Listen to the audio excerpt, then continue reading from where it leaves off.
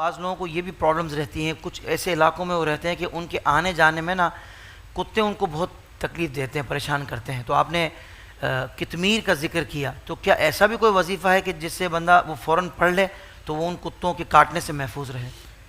ویسے ایک تو بعض بزرگ یہ طریقہ بھی بتاتے ہیں، اگر وَقَلْبُهُمْ قِطْمِيرٌ اگر اس کا نام یاد رکھ لیں اور آپ 2-3 مرتبہ یہ نام پکار لیں تو کوئی بھی مضر چیز آپ کو نہیں کاٹ سکتی. یہاں تک کتا بھی لکھا ہے، بچھو بھی لکھا ہے، سانپ بھی لکھا ہے. بہت اچھے. کہ وہ آپ کو وَقَلْبُهُمْ قِطْمِيرٌ اگر اس کو آپ اس کو یاد کر لیں، یعنی پتلے کاف والا ہے وَقَلْبُهُمْ قِطْمِيرٌ اور قاف جو ہے 2 نقطے والا ہے قطمیر میں. ہاں وَقَلْبُهُمْ قِطْمِيرٌ یہ ذہن میں رکھیے گا. وَقَلْبُهُمْ یہ دل والا قلبہم نہیں ہے، وَقَلْبُهُمْ پتلے کاف والا ہے اور قطمیر میں موٹا کاف ہے. اور اس میں بعض عوام ہے جو ہو سکتا ہے ان کو نام یہ مشکل ہو، تو ان کو چاہیے کہ وہ لا حول ولا قوت الا باللہ، لا حول ولا قوت الا باللہ، اللہ کی ذات پہ کامل یقین رکھ کے پڑھیں گے.